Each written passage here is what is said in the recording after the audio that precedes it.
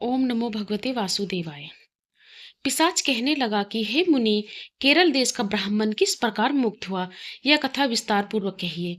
देवदूति कहने लगा, केरल देश में वासु नाम वाला एक वेद पारंगत ब्राह्मण था। उसके बंधुओं ने उसकी भूमि छीन ली, जिससे वह निर्धन और दुखी होकर अपनी रणभूमि त्याग कर देश देश में घूमता किसी व्याधिग्रस्त होकर मृत्यु को प्राप्त हो गया। उसका कोई बांधव न होने के कारण उसकी अर्ध्य वैदिक क्रिया नहीं हुई और न ही उसकी दाह क्रिया हुई। इस प्रकार क्रिया के लोप होने से निर्जन वन में प्रेत होकर चिरकाल तक फिरता रहा। शीत ताप भूख प्यास के दुख से आहाकार करता हुआ वह नंगे शरीर रोता फिरता था, परंतु उसकी कहीं सदगति नहीं दिखाई देती थी। सर्वथा दान व देने से वह अपने कर्म रहित है। लोमशी बोले, प्रेत यह वचन सुनकर कहने लगा कि मेरे ऐसा होने का कारण सुनो। मैंने कभी ब्राह्मणों को दान नहीं दिया, अत्यंत लोभी क्रियाहीन, दूसरों के अन्न से पलने वाला और अकेला मिठाई खाने वाला था। मैंने कभी किसी को भिक्षा नहीं दी, न दूसरे के दुख से दुखी हुआ। प्यासे प्राणियों को मैंने कभी जल नहीं पिलाया। मैंने कभी छाता जूता दान नहीं किया, न किसी को जल का पात्र पान या औषधि, किसी अतिथि को हरा कर उसका सत्कार किया। अंधे वृद्ध अनाथ और दीनों दीनों को मैंने कभी अन्न से संतुष्ट नहीं किया और न किसी रोगी को मुक्त, न कभी ब्राह्मणों को दान दिया, न कभी अग्नि में हवन किया। बैसाख आदि मास में किसी को ठंडा जल नहीं पिलाया। न ही मैंने बड़ या पीपल का कोई वृक्ष लगाया, न किसी प्राणी को बंधन से मुक्त छुड़ाया, न कोई भी व्रत उसके शरीर से कोई सुखाया, कभी कोई व्रत करके शरीर को नहीं सुखाया। इस कारण मेरा पूर्व जन्म सब बुरे कार्यों से ही व्यतीत हुआ। मेरे पूर्व जन्म के कर्मों से ही मेरी यह गति हुई है। इस वन में व्याघ्र भेड़िए से बचा हुआ मांस तथा जंतुओं के खाने से गिरे हुए फल, वृक्षों पर लगे हुए सुंदर फल तथा झरने का सुंदर जल सब ही मिलते हैं, परंतु देव इच्छा से मैं कुछ नहीं खा सकता। सर्प की तरह केवल उपवन भक्षण करके जीवन व्यतीत करता हूँ। बल बुद्धि मंत्र पुरुषार्थ से मनुष्य अलभ्य वस्तु को प्राप्त नहीं करता। लाभ हानि सुख दुख विवाह मृत्यु जीवन भोग रोग तथा वियोग में केवल भाग्य ही कारण होता है। कुरूप मूर्ख कुकर्मी निंदित तथा पराक्रम से हीन मनुष्य भी भाग्य से ही राज्य भोगते हैं। काने लूले लंगड़े नीतिहीन निर्गुण नपुंसक भाग्य से राज्य प्राप्त हो करते हैं। पर्वत पर भी बलवान राक्षस पिशाच रहते हैं, जिनमें से कभी कभी कोई कोई कहीं कहीं वन में फिरते हुए अपने कर्म के अनुसार अन्न जल प्राप्त करते हैं, परंतु आपको उनका भय नहीं होना चाहिए, क्योंकि धर्मात्मा पुरुषों की उनकी पवित्रता ही रक्षा करती है। ग्रह नक्षत्र देवता सर्वथा धर्मात्माओं की रक्षा करते हैं। यह पिशाच आप जैसे भक्त की तरफ आंख उठाकर भी नहीं देख सकते। जो नारायण की भगवान की भक्ति से पवित्र रहता है, उसको प्रेत पिशाच गंधर्व काकिन साकनी ग्रह रेवती यज्ञ मात्र ग्रह भयंकर ग्रह कृत्या सतपुष्मंडार तथा दूसरे दुष्ट जंतु पवित्र वैष्णव की तरह देख भी नहीं सकते। जिनकी जिह्वा पर गोविंद का नाम, हृदय में वेद तथा श्रुति विद्यमान है, जो पवित्र और दानी है, ऐसे जीव को कभी भय नहीं हो सकता। हे ब्राह्मण, इस प्रकार कर्मों का फल भोगता हुआ यहाँ रहता हूँ, ऐसा सोचकर मैं शोक नहीं करता। एक बार मैं ज्वालिनी नदी के किनारे पर गया था। वहां पर घूमते हुए मैंने सारस के वचनों को सुना था। पथिक कहने लगा कि हे प्रेत, तुमने सारस के वचन किस प्रकार और क्या सुने थे, सो कृपा करके कहिए। प्रेत कहने लगा कि इस वन में कुहुरा नाम की एक नदी पर्वत से निकली है। मैं घूमता घूमता उस नदी के किनारे पहुंचा और थकावट दूर करने के लिए वहां पर ठहर गया। उसी समय लालमुख और तीखे दांतों वाला एक बड़ा बंदर वृक्ष से उतरकर जल्दी से वहां कर आया जहां एक सारस सोया हुआ था।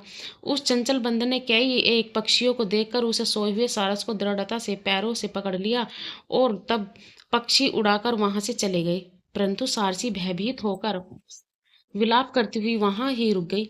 नींद के दूर होने तथा भय से नेत्र खोलकर सारस ने बंदर को देखा और मधुर वाणी से कहने लगा कि हे बंदर, तुम बिना अपराध मुझको क्यों दुख देते हो। इस संसार में राजा भी केवल अपराधियों को ही दंड देता है। तुम्हारे जैसे श्रेष्ठ प्राणी किसी को पीड़ा नहीं देते। हम अहिंसक और दूसरे के कामों को नहीं देखते। जल की काई खाने वाले, आकाश में उड़ने वाले, वन में रहने वाले, अपनी स्त्री से प्रेम करने वाले, दूसरों की स्त्री को त्यागने वाले, दूसरों की बुराई से दूर रहने वाले, चोरी न करने वाले, बुरों की संगति से वर्जित, किसी को कष्ट न देने वाले हैं। सो इस प्रकार मुझ निरपराधी को हे बंदर छोड़ दो। मैं तुम्हारे पहले जन्म के सब वृतांत जानता हूँ। यह वचन सुनकर वह बंदर उसको छोड़कर दूर बैठ गया और कहने लगा कि तुम मेरे पूर्व जन्म के वृतांत को कैसे जानते हो? तुम अज्ञानी पक्षी हो और मैं वन में घूमने वाला हूँ। सारस कहने लगा कि मैं अपनी जाति की स्मृति के बल से तुम्हारे पूर्व जन्म के विषय में जानता हूँ। पूर्व जन्म में तुम विंध्य पर्वत के राजा थे और मैं तुम्हारे कुल का पूज्य पुरोहित था।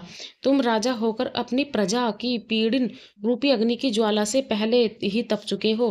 पहले तुम कुंभी पाक नरक में गिरे गए। तुम्हारे शरीर को नरक में 3000 वर्ष बीत गए। फिर नरक से निकलकर बचे हुए पापों के कारण इस बंदर की योनि में आए हो। मुझको मारना चाहते हो। पूर्व जन्म में तुमने ब्राह्मण के बाग से लूटकर बलपूर्वक फल खाए थे। उसका यह भयंकर फल हुआ कि तुम वानर और वनवासी हुए। प्राणी अस्वमेव अपने किए हुए कर्मों को भोगता है। इसको देवता भी हटा नहीं सकते। इस प्रकार मैं सारस का जन्म लेकर भी अज्ञान से मोहित नहीं हुआ। इतनी कथा सुनकर वानर कहने लगा कि यदि ठीक ही जानते हो तो बताओ तुम पक्षी कैसे हुए? सारस कहने लगा कि मेरी दुर्गति का कारण भी तो सुनो। तुमने नर्मदा नदी के किनारे पर सूर्य ग्रहण के समय बहुत से ब्राह्मणों के निमित्त 100 ढेर अन्न के दान किए थे। मैंने पुरोहिताई के पद से थोड़ा सा ब्राह्मणों को दिया और बाकी सब में आप हर लिया गया। इस ब्राह्मणों के द्रव्य का अपहरण करने के पाप से मैं पहले काकल सूत्र नरक में कीड़े, फिर रक्त कूर्दम नरक में जहाँ पर बड़े बड़े कीड़े थे और रक्त तथा पीप से भरा हुआ नाभि तक नीचे सिर कर और ऊपर पैर किए हुए पीप चाटता हुआ उस दुर्गंध वाले नरक में कीड़ों आदि से काटा जाकर 3000 वर्ष तक उस यातना को भोगता रहा। मैं नरक के दुख का वर्णन नहीं कर सकता। फिर नरक की यातना से मुक्त होकर यह सारस का जन्म पाया, क्योंकि पूर्व जन्म में अपनी बहन के घर से कांसे का बर्तन चुराया था। इसको मैंने एक जोहारी को दिया, इसी से वह सारस योनि में आया। यह मेरी स्त्री और सारसा हुई। यह सब मैंने तुमसे कर्मफल कहा। अब भविष्य की बात भी सुनो। अब मैं तुम और यह मेरी पत्नी भी हंस होंगे और कामरूप देश में सुख से निवास करेंगे। फिर इसके पश्चात गो योनि में और फिर जाकर दुर्लभ मनुष्य योनि को प्राप्त होंगे। इससे मनुष्य पाप और पुण्य दोनों ही कर सकता है। इस प्रकार शिव की माया से यह सारा मोह प्राप्त हो जाता है। न केवल हम ही परंतु इस संसार के सभी जीव प्रवृत्ति मार्ग में फंसकर अच्छे और बुरे कर्म करते हैं और उनका फल भोगते हैं। इसलिए सब प्राणियों को धर्म का सेवन करना चाहिए। देवता, असुर, मनुष्य, व्याध, कीड़े मकोड़े सभी से यह कंटक रूपी मार्ग नहीं छूटता। केवल वेदांत जानने वाले योगी ही इस मार्ग से बच सकते हैं। इसी कारण बड़े बड़े महात्मा भी कर्म फल को टाल नहीं सकते। उपाय से तथा बुद्धि से कोई भी इसको नहीं बदल सकता। तुम पहले राजा थे, फिर नरक में गए, अब बंदर की योनि में वन वन में फिरते हो और फिर भी ऐसा ही जन्म पाओगे। ऐसा विचार कर आनंद पूर्वक और धैर्य धर विचरते हुए काल की प्रतीक्षा करो। तब वानर ने कहा कि पहले जन्म में मैं तुम्हारी पूजा करता था, अब तुम मुझको प्रणाम करते हो। तुम जाति के स्मरण के पूर्व जन्म के वृतांत को जानते हो, सो आनंद पूर्वक रहो, तुम्हारा कल्याण हो। तुम्हारे वचनों को सुनकर मैं मोह रहित होकर वन में मैंने नदी के तट पर बंदर और सारस का स्वाद सुना। तब मुझको बोध हुआ और मोह तथा शोक का नाश हुआ। प्रेत कहने लगा कि हे पथिक, मैं इस समय तुम्हारे पास जो यह गंगा जल है मांगता हूँ, क्योंकि मैंने इसका बहुत सा कुछ महात्म्य सुना है। मैंने इस पर्वत पर गंगा जल का बड़ा अद्भुत आश्चर्य देखा था, इसीलिए वहां जल मांगता हूँ। क्योंकि मैं प्रेत योनि में अति दुखी हूँ। एक ब्राह्मण अनाधिकारी को यज्ञ कराकर ब्रह्म राक्षस हो गया। वह हमारे साथ 8 वर्ष तक रहा। इसके पुत्र ने उसकी अस्थियों को इकट्ठा करके गंगा में कनखल स्थान में गिरवा दिया। उसी समय वह राक्षस तत्व त्याग कर सदगति को प्राप्त हुआ। यह मैंने प्रत्यक्ष देखा है, इसलिए मैंने तुमसे प्रार्थना की है। मैंने पहले जन्म में तीर्थ स्थानों में बड़े बड़े दान लिए थे और उनका प्रायश्चित नहीं किया था। इसी से मैं हजारों वर्ष तक इस प्रेत योनि में, जिसमें अन्न और जल मिलना अति दुर्लभ है, दुख पा रहा हूँ। इस योनि में मुझको हजारों वर्ष बीत गए। इस समय आप जल देकर मेरे प्राणों को, जो कठ तक आ गए हैं, बचाओ। कुष्ठ आदि रोग भी मनुष्य प्राणों को त्याग करने की इच्छा नहीं करता। देवदूती कहने लगे कि ऐसे उस प्रेत के वचन सुनकर वह ब्राह्मण बड़ा विस्मय हुआ और अपने मन में विचरने लगा कि संसार में पाप और पुण्य के फल अवश्य आ पड़ते हैं। देव, दानव, मनुष्य, कीड़े मकोड़े भी रोगों से पीड़ित होते हैं। बाल तथा वृद्धों को स्मरण, अंधा तथा कुबड़ापन, ऐश्वर्य, दरिद्रता, पांडिल्य तथा मूर्खता सब कर्मों से ही होता है। इस कर्म भूमि में जिन्होंने न्याय से धन इकट्ठा किया वह धन्य है। यह सुनकर प्रेत गदगद वाणी से बोला, हे पथिक, मैं जानता हूँ कि आप सर्वज्ञ हैं। आप मुझको जीवन का आधार जल इस प्रकार दो जैसे मेघ चातक को देता है। तब पथिक कहने लगा कि हे प्रेत, मेरे माता पिता भृगु क्षेत्र में बैठे हैं, मैं उन्हीं के लिए जल लाया हूँ। अब बीच में तुमने मांगा है, संगम का जल मांग लिया। अब मैं इस धर्म के संदेह में पड़ गया कि क्या करूं, परंतु मैं यज्ञों को इतना नहीं मानता जितना प्राण रक्षा को मानता हूँ। इसलिए प्रेत को जल देकर तृप्त करके माता पिता के लिए फिर जल लाऊंगा। लोमस जी कहने लगे, इस प्रकार उस पथिक ने गंगा यमुना के संगम का जल उस प्रेत को दिया। उस प्रेत ने प्रीतिपूर्वक जल को पिया। उसी समय वह प्रेत शरीर को छोड़कर दिव्य देहधारी हो गया। केरल केरल कहने लगा कि किंतु बिंदु मात्र गंगा जल से वह प्रेत मुक्त हो गया। हम समझते हैं कि ब्रह्मा जी भी इस जल के गुण का वर्णन नहीं कर सकते, नहीं तो महादेव इस जल को मस्तक पर क्यों धारण करते। इस संसार में जो मनुष्य काया वाचा और मनसा के पापों से रंग गए हैं, वह गंगा जल के बिना नहीं धुलते। गंगा जल के सेवन से मुक्ति सदा सम्मुख खड़ी रहती है। जिसके जल को स्पर्श करते ही प्रेत तत्व को छोड़कर मुक्ति को प्राप्त होते हैं। जो गंगा स्नान करता है वह वैष्णव पद को प्राप्त होता है। यदि संबंधी लोग गंगा जल से तर्पण करें तो नरक में रहने वाले पितर लोग स्वर्ग में चले जाते हैं और स्वर्ग में रहते हुए ब्रह्म तत्व को प्राप्त होते हैं।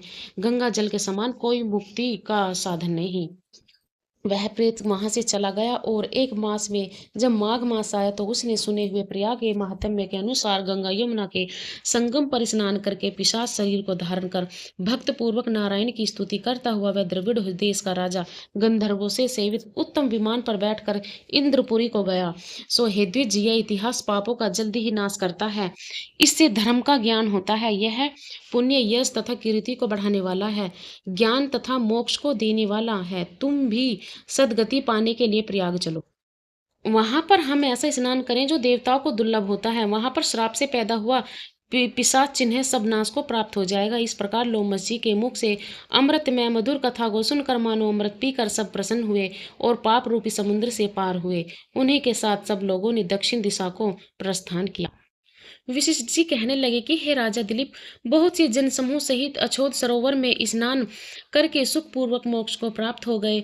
तब लोमस जी कहने लगे, संसार रूपी इस तीर्थ राजा को सब श्रद्धा पूर्वक देखो। यहाँ पर 33 करोड़ देवता आकर आनंद पूर्वक रहते हैं। यह अक्षवट है जिसके जड़े पाताल तक गई हैं और मार्कंडेय ऋषि प्रलय के समान जिन भगवान के मुख में रहते हैं वह भगवान इसी 6 वट का आश्रय लेते हैं।